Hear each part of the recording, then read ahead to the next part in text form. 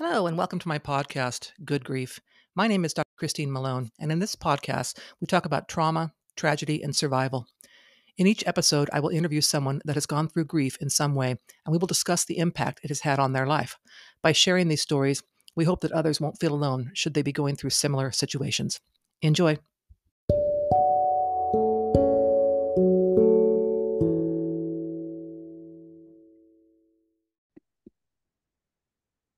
Okay, listeners, thank you so much for joining me for this episode. My guest today is going to tell us a bit about some loss he's occurred in his life or has occurred in his life. So, guest, if you would introduce yourself, please. Yeah, hi, Christine. So thank you so much for having me. My name is Atlas Aultman. I am now currently a #1 best-selling author in 13 categories. I've written books on leadership, survival, memoirs, and I get to share those stories on stages and podcasts. I currently do that in the Phoenix area, and I travel out to stages around the world. My previous life was that of a military officer, a military enlisted man, and I spent almost 3 decades doing most of what I could do. Special as a former administration's White House, commanded multiple times every organization that I was a part of, won multiple awards, but that did not come through all wins. There was losses there too, and I think we're going to talk about some of that. So thank Yeah. you. Absolutely. Thank you. So, one of the things that struck me on the paperwork that I had when you were scheduled for an interview was your comment that you don't like to hear thank you for your service. So, as Yeah, I shared with you before we started recording, it's the first thing that comes out of my mouth when I hear someone has served their country. I immediately am yeah. very respectful and gracious and grateful and so on. So, tell us why Yeah, that's a bothersome thing. here's an inside look at that phrase. It's a conditioned response. So it's like saying, "How you doing?" Whenever somebody meets you for the first time, like, "How you doing?" They don't really mean it. It's something that's said.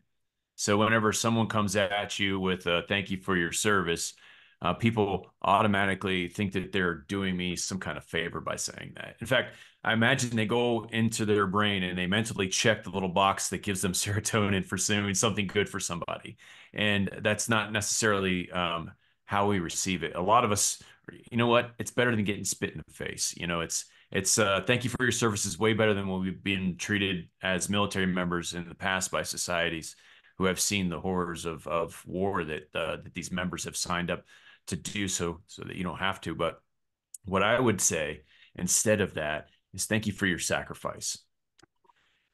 Thank you for your sacrifices, and thank you for your family's sacrifices, because this is where we are as military members across the world are doing their nation's work. They're sacrificing their time with their family, their loved ones. They're not able to see baseball, football, whatever games, cheerleading recitals. They're not able to be there during holidays. I missed lots of Christmases and Easters and Halloweens and special moments in my kids' Yeah. lives that I'll never be able to get because I sacrificed that to be of service.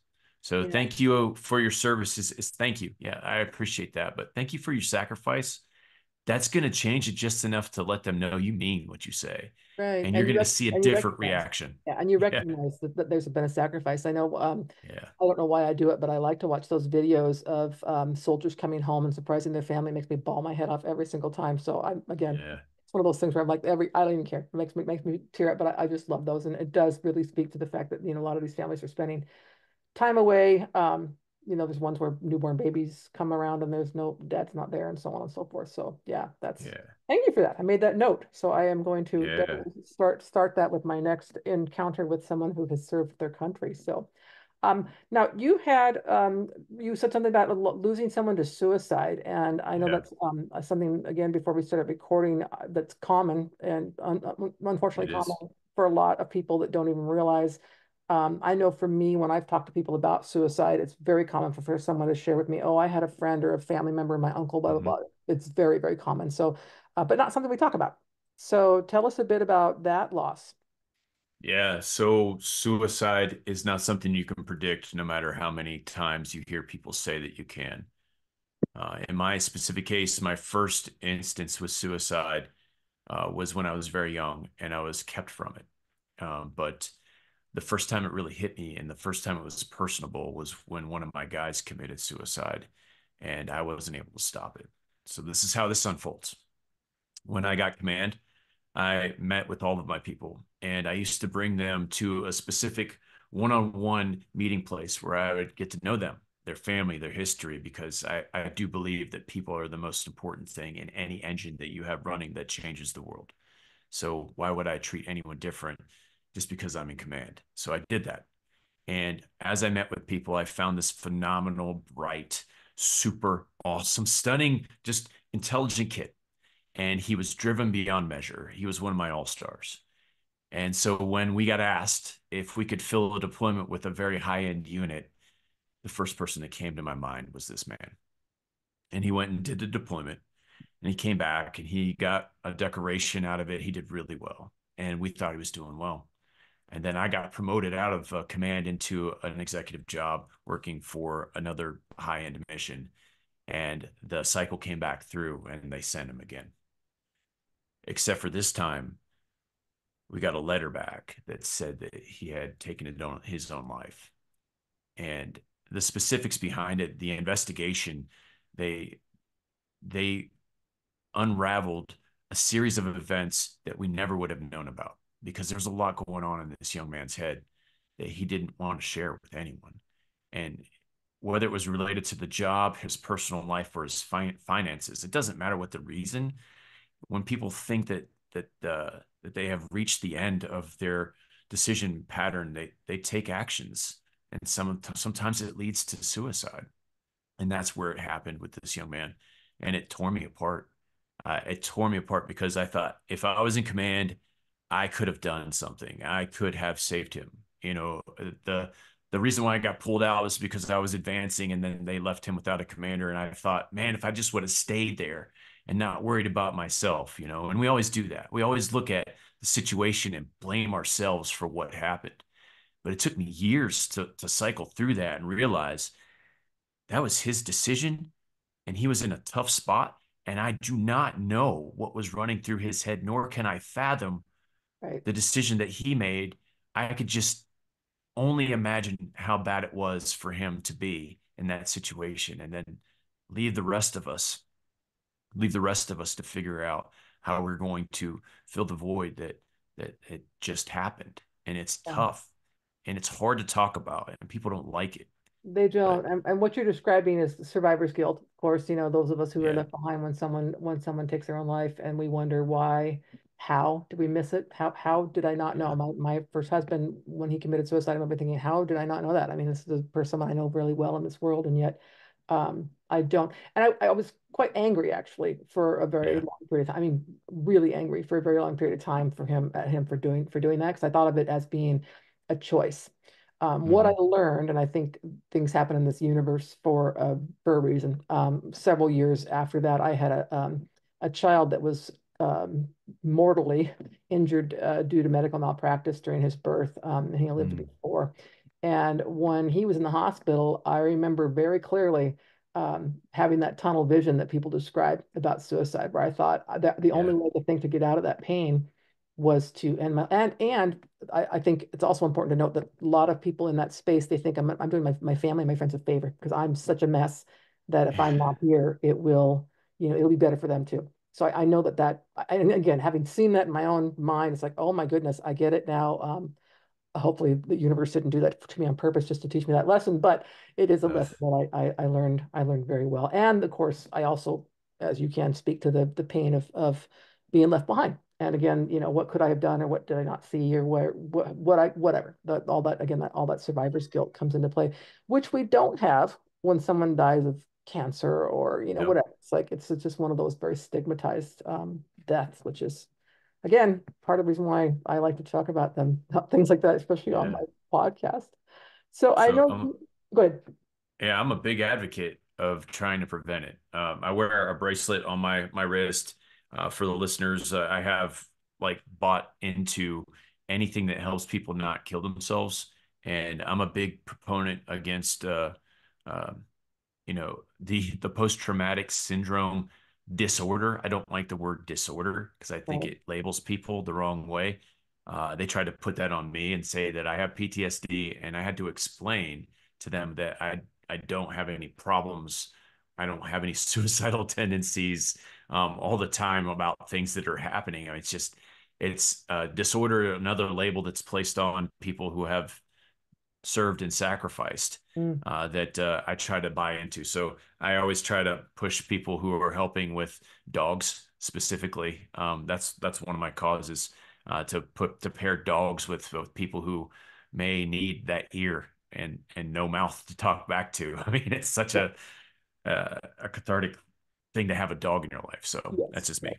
Well, you're preaching to the choir here. I absolutely love dogs, and I definitely, in my life, at times of real low times, my dogs have been, they have no judgment, no, That's right. they don't offer their opinion. There's nothing. They're just there, and they love you, and yeah, that's just dogs. So yeah, anyway, I adore my dogs. So I know you had another thing you were talking about, where you kind of lost a lot of things at some point in time in your life, Yeah. like, material things, whatever things. So tell us a bit about kind of what led up to that, and then, how you got from there to being the successful person you are today. Oh yeah, thank you. I'll take that. I'll take success. I'll take that as a win. Um, yeah, we all go through things. Everyone has things in their life. When I was a kid, I lost my dad early, and he cheated on my mom, ran out of my life, and then it was just my mom and I, right? And then my grandfather stepped in as the male figure, and he's a big burly man, and he taught me that you could be strong and successful. And then my dad came in later, adopted me. So that loss produced somebody in my life that I have right now, even after my mom passed. I have somebody in my life that I wasn't born with because of the loss that I experienced as a child. And we continue through that cycle. We always look at the problem as it is in the now. So whenever something hits us hard and we're brought down, the thing that I always go back to is this is a roller coaster ride that we live on. This life that we all have has ups and downs. And when you're down, the only place to go is up.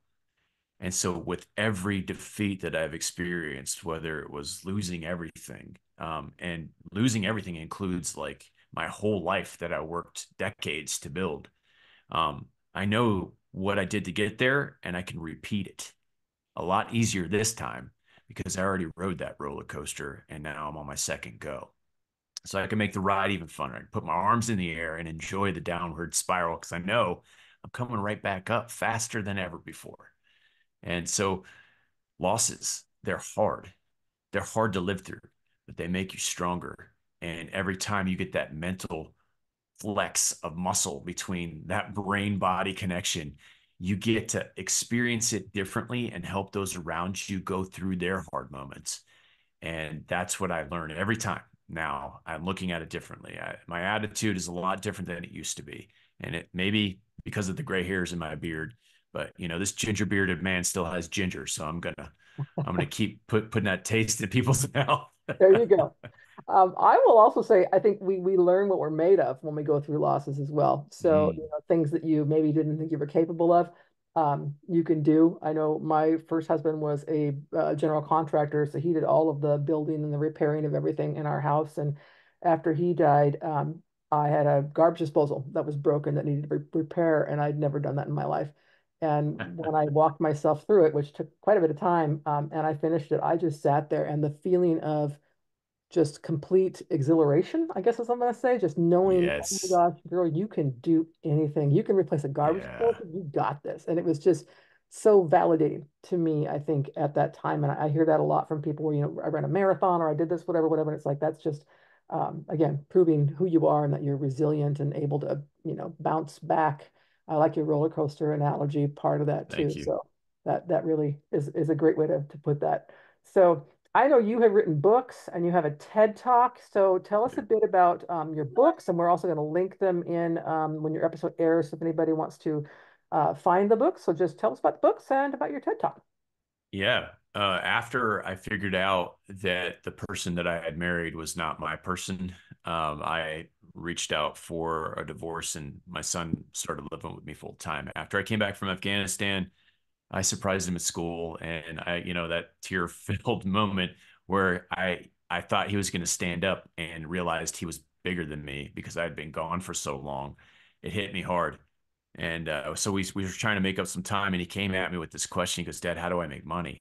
And I was like, "Buddy, every time I've been in a billionaire's house, they've had a book. So let's start there." And so we wrote a book together, and we used some of the lessons that I pulled out of my career and the book that had already been writing, and we published it. And the next day, we were on a bestsellers list. And I was like, "Buddy, I think we have something here with child leadership, with kids learning leadership lessons." So we did it again. And then that one's looking Hollywood for a Hollywood producer right now. I just got a note saying, "Hey, we'd like to make this a movie." I'm like, "Well, that's interesting. That's cool." So we did it 4 times, and then I wrote my best-selling Rule of Three book, How Elite Leaders Win, on my time working with the highest level of military and civilian leadership, also to include CEOs and high-level executives from corporate America that wanted to see America win as well. So I got to see a lot of different decision cycles, which has been my life study. So my life study is, how do you make good decisions, which is hard for people because people don't like to make decisions, I need to know that. especially whenever you're going through. Yeah. Right. When you're going through a hard time too, you don't want to make decisions, but you have to. So I found this cycle, and I put it in the book. And the Rule of Three, it works off of psychology. Whenever a politics time, I'm going to lower taxes, improve healthcare, and boost the school system. They say three things, and then they leave it there because the complete cycle happens in your head whenever you hear three things. Just like how many choices did Goldilocks have? How many times? How many times did the boy cry wolf? That kind of stuff. So the psychology applied to leadership decisions is people think about three things consistently, and they think about these three things in this order. It goes like this: if they're worried about money, how much does it cost? And if they're worried about time, when can it be done?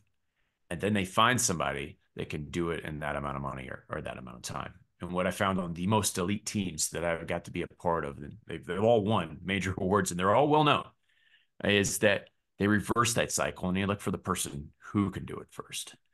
So who, what, where, when, and why. And if you're fancy, you add how. I just gave you a 6 and pared it down to 3 things. Those 3 things, the how, the when, and the who, or what everyone thinks about to make a quick decision.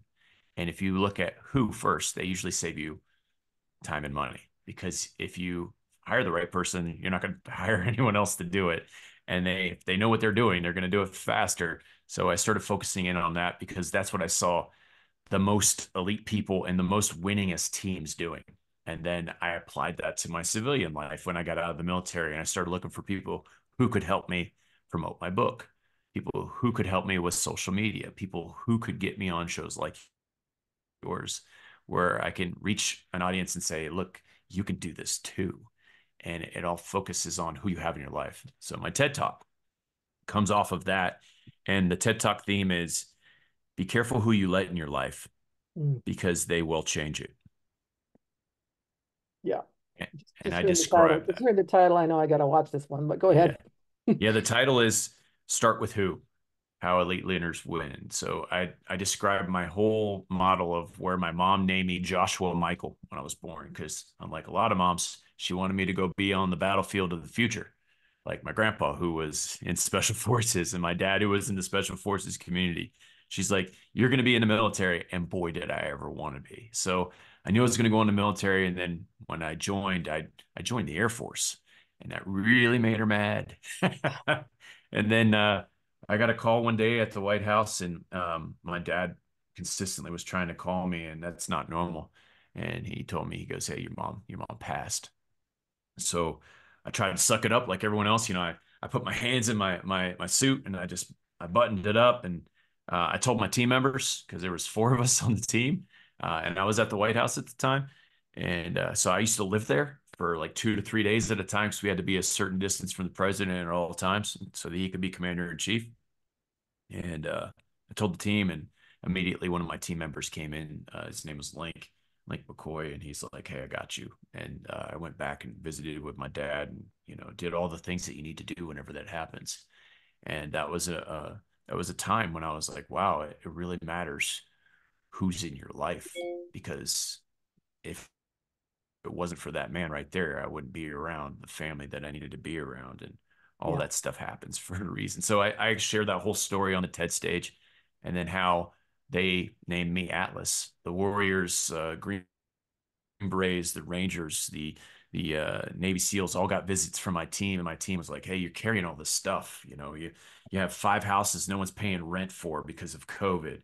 Yeah, you're going through a divorce. We have a civil war here. The president of the United States says we're leaving. We have people dying. We have suicides. We have all these things that are going on." And we're actually able to move faster because you're looking at the people aspect.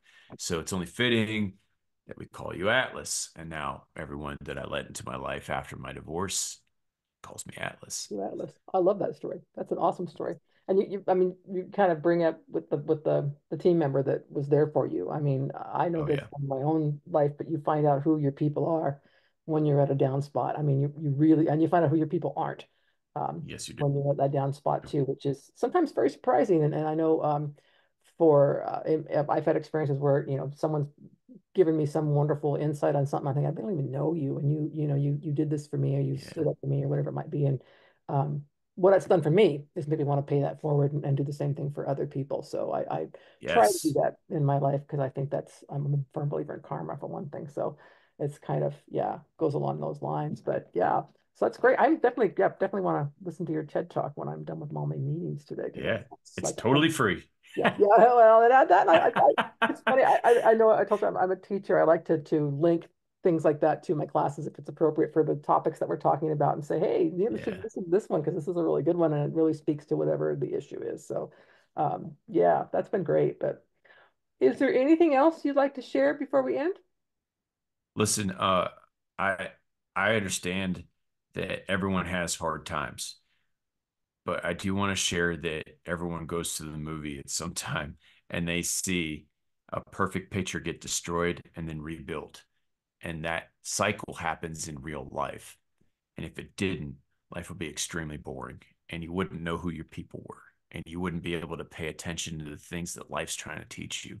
So I just want to say thank you for putting the show together because it's amazing how many lives get transformed when they hear that other people are going through things and then they made it through. Yeah, Because sometimes I needed those stories, and it was people like you that gave them to me. So thank you so much. thank you, and thank you for your sacrifices too. Oh, Christine, thanks. All Right in right, the heart. Oh, I uh, feel it. there you go. Thank you for listening to this episode of Good Grief. To hear more about my personal story, please pick up a copy of my book, The Day I Became the Spider Killer, a memoir of trauma, tragedy, and survival, available in paperback, Kindle, and Audible via Amazon, Barnes& and Noble, and other online book retailers.